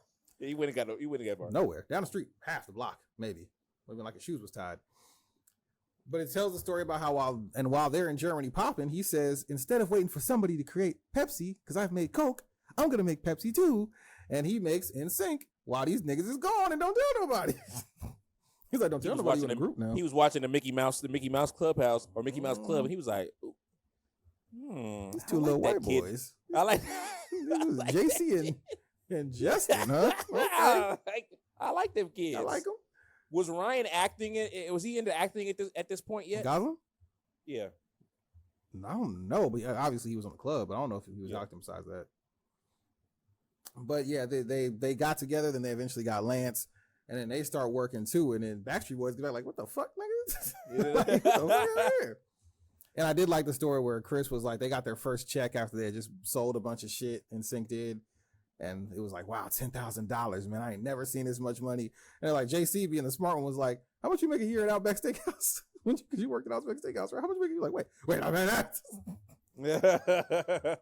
So I didn't think it was gonna so quickly. Basically, the whole boy band portion of this is like the main boy bands. It's like one episode. Yeah. And there's 2 episodes. That wasn't that wasn't really the focus. That wasn't the crux. It was more so the crux of how this nigga Lou Pearlman was scamming niggas. It did let me know that all the other groups he did, which included O-Town. I didn't know he did the original Making the Band. Yeah. I didn't know that was, because I fuck with Liquid Dream. Pause. That's a record right there. They didn't get no favors. They had that and nothing at all. All or nothing, I should say. Were the 2 big O-Town records. But yeah, I think that was just a setup that okay, this is who he is. This is what he did. Because I'll be honest with you, I didn't know that Backstreet Boys and NSYNC was made by the same dude. Yeah. I had no idea. Mm-hmm. Lou Pearlman was a grimy nigga, man. But apparently that money. I was always willing to jump off the cliff to tell people that Backstreet Boys was a more talented group. You saw him singing in the studio. Man, quit playing with me. Quit playing with me. You know Backstreet Boys was them ones, bro. More talented groups. People get mad because I never call Howie. I call him Doug. Like, look at Doug. Look at Doug getting this. Like NSYNC, I think had the bigger machine and happened to just have a guy that was able, that was all JC and Justin. The Backstreet Boys, they were the ones. For real. Kevin, old ass guy, left his job as a fucking tour guide and came up with the Backstreet Boys. Man. But yeah, Lou Pearlman was not shit. He owed a lot of people money. A lot of people died owing people money. But it's a pretty interesting documentary. 3 episodes. 45, 50 minutes each, maybe. Yeah, it's an easy watch. Easy breezy watch where you learn how this fat Jewish man couldn't escape his follies. And ruined a bunch of lives in the process. Hey, yo, rest in peace to that one dude. That was sad. Here's the thing. I don't think that they leaned into that part enough. No. That like this was like a mini Bernie Madoff type guy, where there's a lot of people who invested in his company. Multiple and facets, a lot of the people put all of their money, all of their life saving, their kids' savings accounts into this guy's situation. He was on some of the other guy's shit. He was on some Lindo Global. Man. Lindo Global, everything. He was on that shit. Stealing niggas' money. Man, that's crazy. They asked some of the people that worked for him, did you invest? I don't want to talk about it. Like, God damn, he got y'all too? Shit. I don't want to talk about it. It means they got. They didn't want to talk about it. Man. Damn. Man, easy watch. Netflix plays. Speaking of it was like 3 episodes. 3 episodes. 3 episodes. Yeah. And speaking of easy watches, because this shit breezed by. Incest Dragons. This is not a bit. This is a very a lot of talkies. This episode. Fortunately, it went by quickly, but it was just a lot of setups, which is making me think. Nigga, there's one episode left. This last episode must be it must be great. Longer than y'all better not just tack on 10 minutes for some behind the scenes for this shit, because this is 50 minutes. I'll be like, nigga, what is y'all doing? Y'all got a lot of shit to deal with. A lot more setups. So I think where we ended last time was Rainier came up with the idea. She was like, hey, yo, I need more dragons because that nigga got the big dragon over there. And that's a big, I always forget how big that dragon is. That's a big ass dragon. Bitch. Yeah, she a big bitch. That's got a big dragon. So she's like, but I got these dragons in the tomb. Can't nobody ride them. And I don't really have any other family members because the lore is, which is kind of like an interesting concept here, and I don't remember how big of a role it plays in Game of Thrones, but there's a lot of religiosity into this about the dragons, who's allowed to ride the dragons, all of these different things. And Rhaenyra, and Rhaenyra, like a lot of young folks, start thinking, hey, wouldn't that mean that them too? And they're like, wait, no, they got to be pure and silver hair. And she starts thinking, well, if anybody got any bit of Targaryen blood in, they should be able to ride. Mm-hmm. And so we ended off with the black reject son, Adam, finding out he can ride. And then so she puts out the call to the kingdom and say, yo, any other bastards in the basically she put y'all out moms was out search. Y'all moms was out there fucking yeah. She put out the bastard star search. It was like, yo, roll up.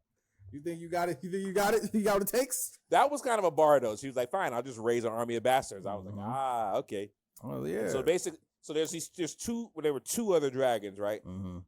And she's like, I gotta find somebody to round these dragons so we could turn the tide because Vagar was out here. Pretty big joke. Vagar was out here, right?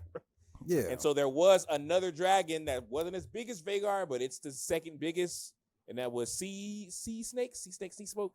Well, Sea Smoke is the one that the nigga has. And that's the one the black dude had, and there were two other ones. Yeah, there's two. I forget what the names of the other ones are. I forgot the name. Whatever. I'll look it up while you. Anyway, so she's like, we got to get some people for those. A lot of racism, a lot of coded racism, classism happening in this episode. It's the first time Jace has come off foul because he over here. Man, them people ride our them dragons. They You can't let them ride the dragons. You got the council members getting mad. Jews will not replace us. What's that nigga doing on that nag? It's basically the whole episode. What is that nigga doing on that nag? And of course, once old boy realizes, oh shit, that nigga got on the dragon? He didn't even tell him like, well done. He just told that nigga, well done, left the room. Yeah, she was hating. Yeah, she was hating. And hey, So, and it was funny because I it wasn't long. It was only like a little 5-minute like post clip where they kind of was breaking it down, and they were like, yeah, that was kind of like, I guess should have been interpreted as him looking at his bastard son that he didn't even claim, kind of like getting it out the mud like he did. Uh-huh. And so that was like a moment of pride apparently. Yeah. But and then he goes to the other son like, look, I mean, I'm just saying. He was like, I don't want no fucking dragons. I'm from the sea, nigga.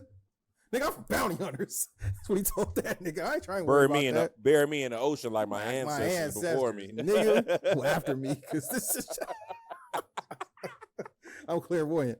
And basically we had the nigga whose daughter died and the nigga who been parading around the town getting free drinks talking about he's a bastard. They're like, he was like, nah, man, I would go, but you don't, my injury, bro. No, man, my leg ain't healed. You know what I'm saying? They're like, was scared. They're not even getting free drinks in this motherfucker for nothing, right? Hold on, little nigga. Come on. They're like, I'm gonna go. So she managed to send a secret message into the city, King's Landing, basically say, hey, any of y'all might have a little Targaryen mixtures in you. You think you might be a bastard? Come on down. Was your mom out there running them streets back in the day? She might have been. They one of them ones. And so people who thought they might have been one of them ones was like, I get on the boat. And it seemed like, because we had been following both of those two characters for a while, not really understanding what their significance is. Not knowing that one was supposed to be a bastard, but one was claiming openly to be a bastard so he could get free drinks. And then the other quietly was saying he was hiding the fact that he was that his mom was really a sibling. She was the sister of Daenerys, and Daemon. And so it'll be interesting to see if they reveal everybody's lineage in this last episode. Yeah, because they still haven't really come out to say that this is a black dude's son. No, but they know. Well, we know. So, and of course, we also had Aegon getting pushed around. Get up, nigga, walk. Man, the other crippled nigga, Varys or whatever, trying to get him to start walking. Like, we need you to get up, nigga. Your brother crazy, nigga. Yeah, your brother crazy. That's psychopath. We got fucking Allison going to camp, talking about she don't know when she coming back. Just took a poor night out in the woods. He's like, when we go home, I don't know if we are. Where we sticking around? She becoming one of them holistic women. She getting all earthy on us. Swimming in the water. Veil on. Stuff floating. But yeah, so all these bastards pull up to the castle. The dragon keepers were like, nigga, we ain't taking no parts of this. We ain't doing that. Rhaenyra said, I'll do it. Shit, I ain't pussy. Yeah, bet. Bet. All right. Anyways. So she went down there like, y'all ready to die for this shit, nigga? I'm ready to die for this behind mine. I got a dragon already, but I'm just saying, that's besides the point. But so, come on down. So this poor crippled boy walks up poor first. Guy. My homie was like, is that Quasimodo? Walks up first, sticks his hand out. This dragon said, looks around, looks at everybody. Well, time to cook. Starts cooking all these niggas up, burning everybody up.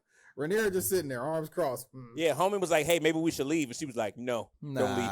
We ain't leaving. Nah, I don't see that. Yeah, that's when you realize, oh, she really Niggas about getting this. Knocked Because into the Dragon's Keep. People just getting burned up. And you got the noble child of Valerian blood who's like, saves a woman, sacrifices himself, and then yells at the dragon. And the dragon's like, oh! Turn into Peanut and Baby Boy. you one of them. He got heart. You one of them ones. He got some heart, cuz. Yeah. This little nigga got heart. He ain't like his punk ass homies. He got some heart. So boom, we got one right there. Then we go over to the nigga who been pretending, quote unquote. The nigga, my knee. My that knee. guy. I will hoop, man, but my knee. You know, that's what cost me the league. So I'd have made it if it wasn't for my leg. You know what I'm saying? I made it to the league was with his leg. Doctor said the ligament wasn't going to hold.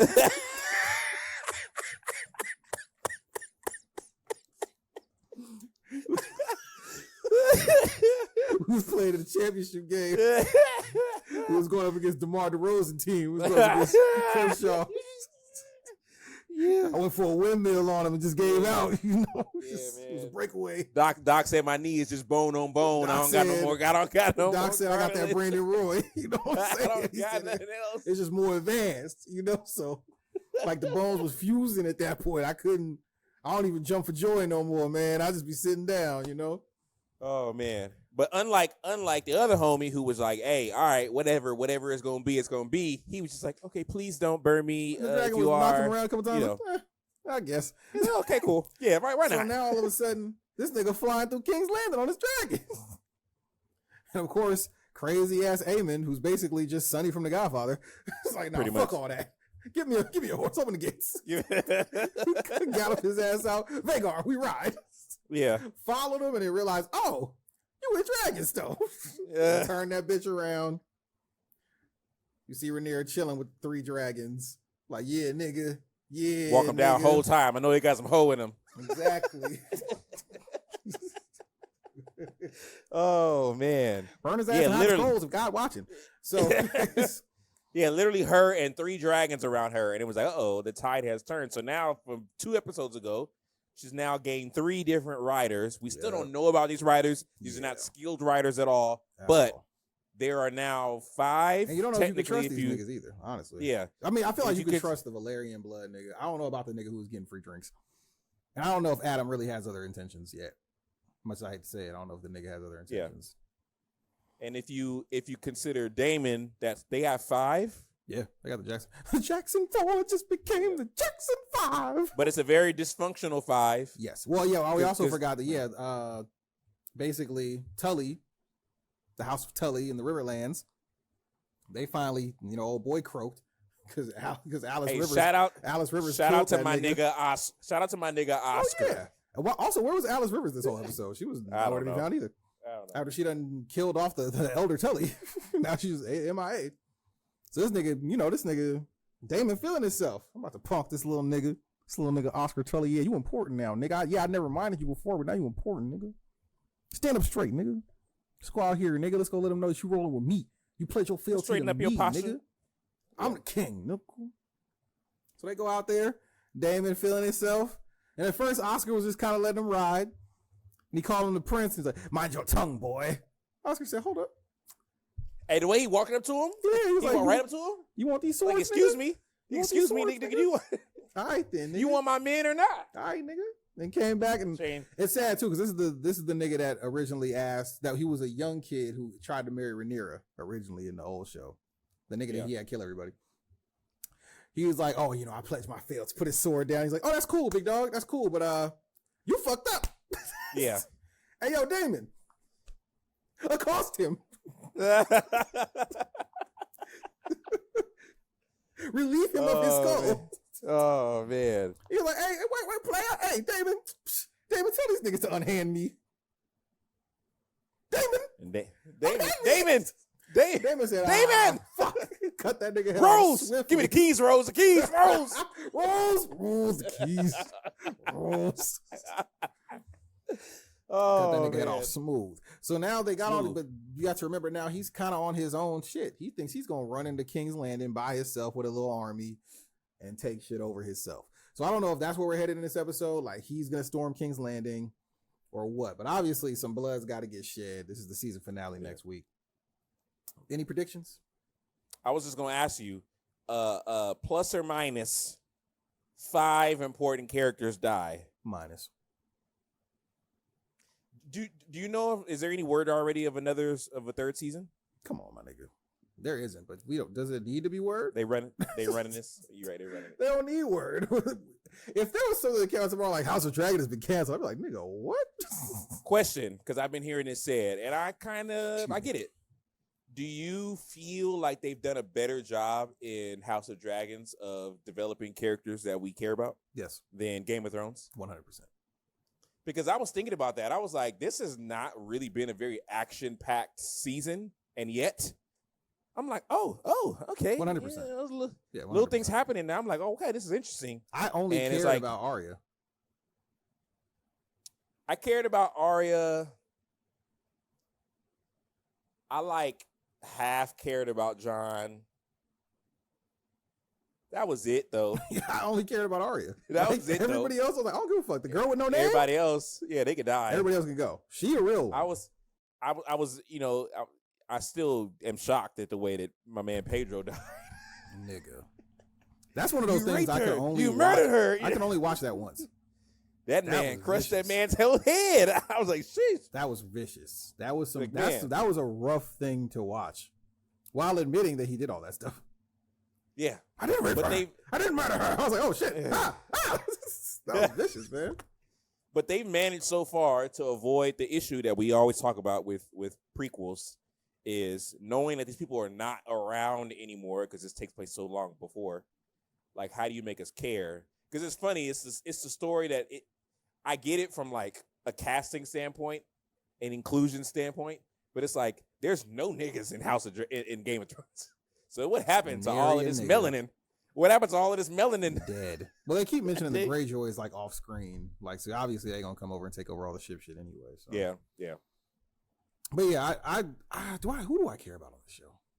I think I care about Damon. I'm interested in Damon, because they've really been that character is going through a lot, and there was even this interesting moment with his brother because he never saw his brother at the end. No, he was gone, and so he's seeing his brother looking really rough, and basically saying like, I never really wanted this, and he was holding the crown. Like basically everything the crown touches it destroys. You still want it. And he was like, but you always want it. He always wanted it. Do you still want it? And so I'm wondering if we're going to see. The crown didn't get into focus until he asked him if he wants it, and he's just kind of looking at it. He's still kind of like, so is he starting to question it? Like, is he finally starting to wonder, do I really want this or not? Alicent seeming like she trying to figure out what. And I'm always wondering, was she gonna kill herself? So it's a lot of people that we don't know where their allegiances lie. Also, they kicked the nigga out with the kids. What's her name? They kicked her out, right? Oh, girl. Wait, which one? The chick who Rhaenyra sent away with the kids. They kicked her out, right? Wasn't that what's happening there? They kicked her out the place. Said the dragon was burning shit up. I think so. Yeah, because they show her like walking out with all the shit, and she shuts the gates, and I think they were kicking him out. Yes. And then she kind of went on a little side quest. I don't know. I didn't really understand to where. I know she went to that spot where clearly some people got burned and some things were burned. Because I think they were trying to say that their dragons did it, but I don't know. I feel like that's some type of other shit going on, but I don't care much about that. But yeah, it's like eight dragons in play, and so I'm figuring, are we gonna see them all at once? How's that gonna go? A lot of CGI if that happens. I'll tell you that goddamn. Yeah, it'd be a lot of heavy, but I gotta look at what the budget crazy, is. Yeah, this whole show, like there's already been more dragon stuff in a season and a half than there was the entire 8 seasons of Game of Thrones. Game of Thrones, because we had to wait. We had to wait for them dragons to grow up. That's the other big part of Game of Thrones. Well, no, they grew up in like a season. Yeah. The other problem is, they literally said winter is coming for 8 seasons, and it came for 1 episode. That's true. That's true. Season, episode and a half, maybe. The dopest part about winter is coming is when he rose the dead dragon up. That was dopest part about it. I was like, when he killed the dragon and it rose that bitch up. I was like, oh, that's fire. And then it was the next episode where they was wrecking things, and then he died. Yeah, then he died. Yeah. Yeah. Ari hit the.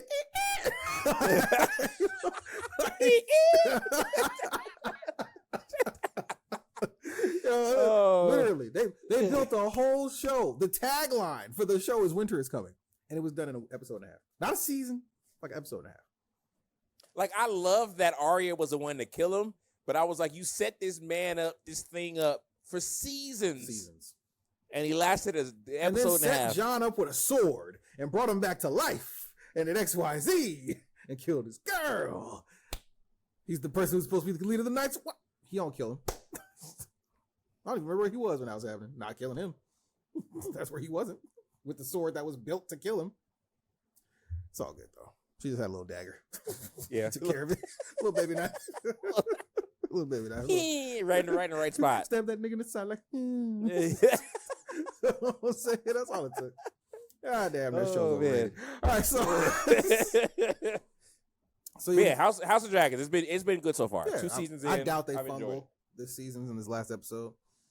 I hope they get it together though. HBO, you got the Penguin coming, and it doesn't look like we're ever getting Euphoria again. So I forgot about that article. Did you read the article?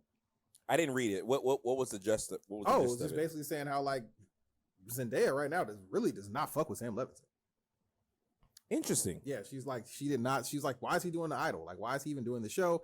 And then they had another guy who was kind of like a assistant like to the showrunner who kind of kept him kind of tethered and reel him in. You know what I'm saying?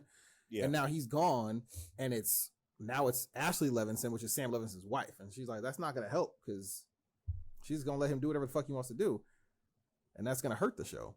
Look at the Idol. Like, you know what I mean? Like, so I watched 10 minutes of the first episode, and I never went back to it. It was rough. It was very rough because it was promised, because there was like that cool thing he did with Malcolm and Marie. Yeah. Mm-hmm. Where he set it up to where like he gave like all the people who were a part like of the crew, they all got points, and so it was a way for them to eat during the pandemic when stuff wasn't going.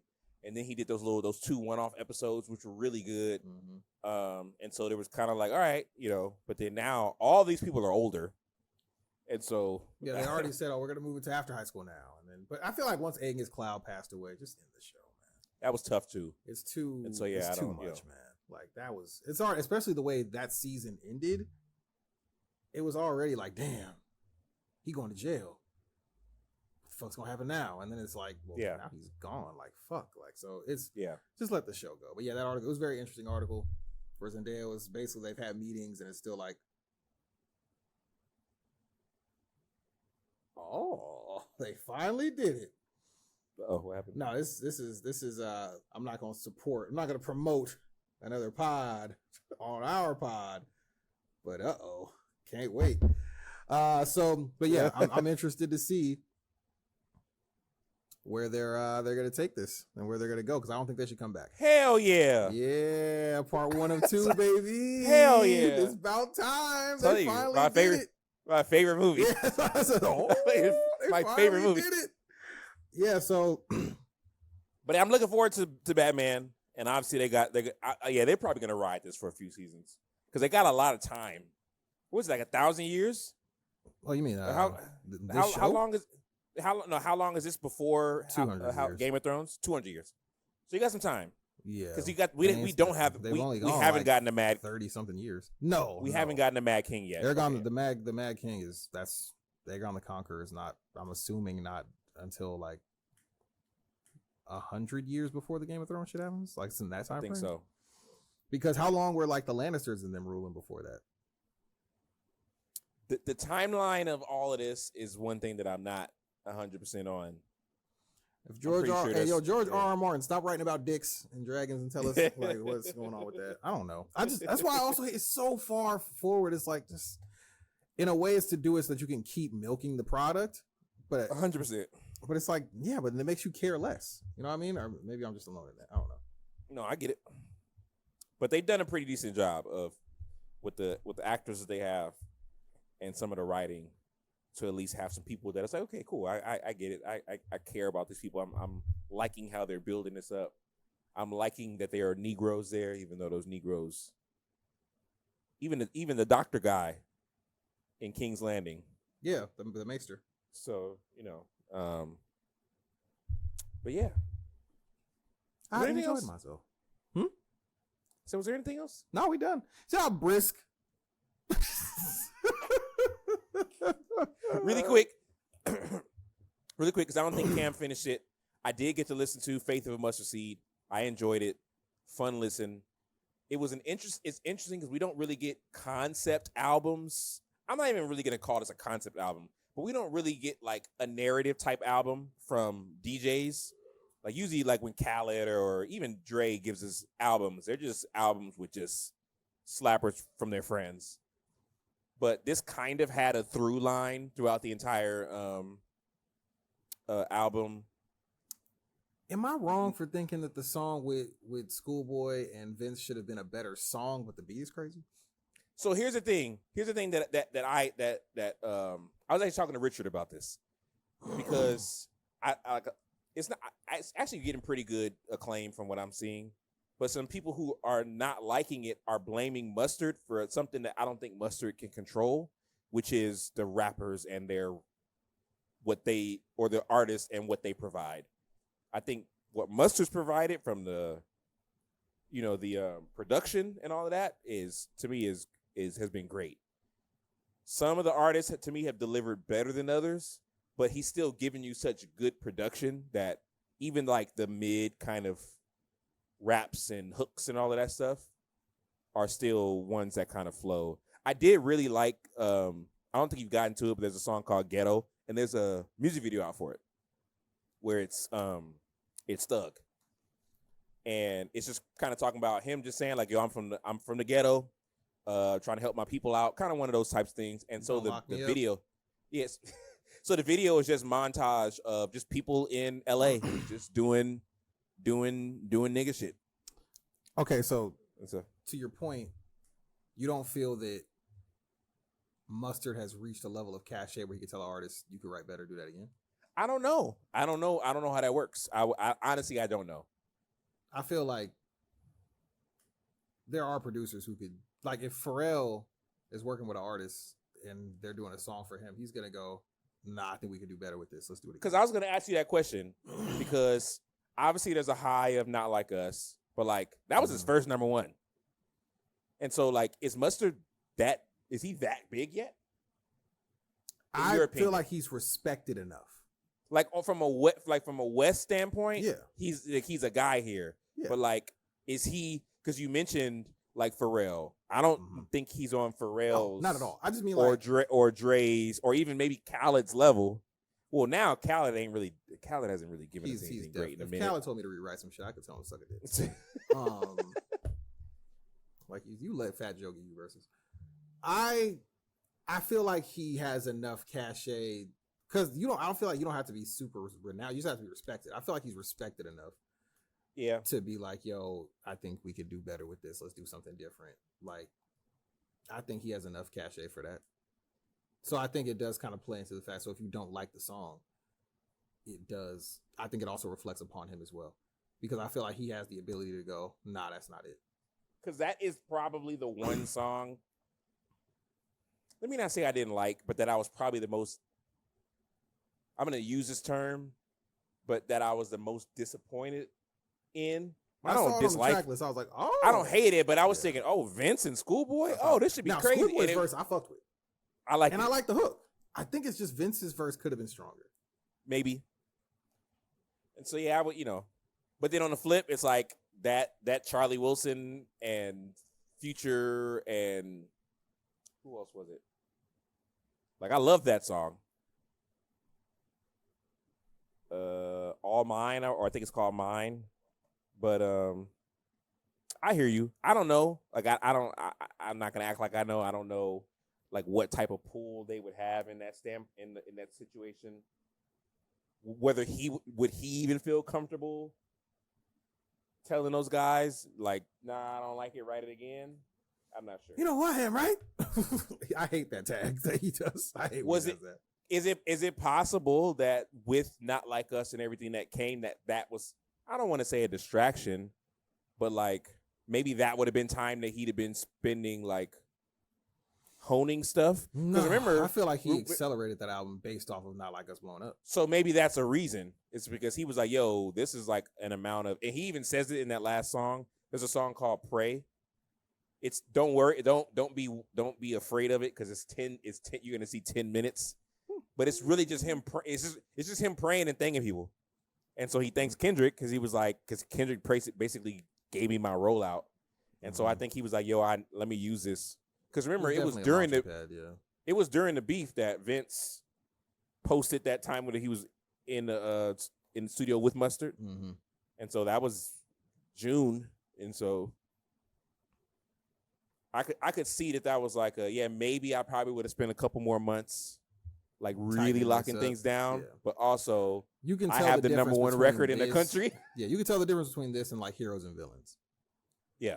You can see that Metro took his time on that album. Yeah. And this kind of feels like it's there. It doesn't feel like it's a bad product. But you can tell this isn't like the first song is probably as deep in the bag as it goes of him trying to like switch up things and really dig into those elements of like the one with Yachty and them and Doug and all that shit, which is a good record.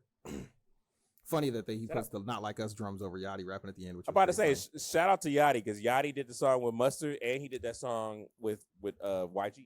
Yeah, Stupid song. That song is fire, by the way. It is. Stupid is fire. It is. It's fire. Yeah, that song is fire. Shout out to them, man. Shout out to my guy Babyface Ray. That song is stupid. So, no pun intended. Yeah, it's enjoyable, you know. And I listened to it. I listened to it at night, like the night it dropped. But then I listened to it on Friday night, like driving around with the windows down, and I was like, it hit a little different. Yeah, you know, you gotta have that vibe sometimes. Yeah. That was definitely an album I didn't want to actually play without speakers. I wasn't trying to play. No, yeah, you gotta have speakers because there's some production value. Shout out to Kurt Franklin. Mm-hmm. Kurt Franklin intro was not what I expected, but I liked it. Oh, you want to talk about porn? Thought he was going with that route. That's how he was going to take it. I thought he might, and I know, you know, young incognito Tab Franklin. I don't know if it would have been pushing it, but I thought he might include some like Nipsey, even though technically he did that the last time. Because that song, what was the song? What was Mustard's last album? What was his last album? Wasn't it 10 Summers? Yeah, what was the name of that song with Nipsey? Because that album technically dropped a couple months after Nipsey died. I'm not sure then, actually. But I forget the name of the song. It was the song he used at the pop-out. It was the first song he played. No, the first song he played when he was telling everybody to put their lighters up. I don't even remember. I think I came in late on his set. That's why. It was Perfect 10. Ah, yeah, because I came in late on his set. A song called Perfect 10. Oh, yeah, and the Perfect 10 album. I forgot about that album. Where your heart at. Yeah. Mm-hmm. And so I was wondering, because he had always talked about that the reason why he called it Faith of a Mustard Seed was because that was what Nipsey wanted him to name the last album. Mm-hmm. But he already had Perfect 10 as the name. And so he called this one Faith of a Mustard Seed because of Nipsey. So I thought we might get in like a Nipsey verse, but I don't know at this point if that's like, that might be out. Is it doing too much? You know, but anyways. Man, but yeah, shout out to Mustard. I hope this album does well for him.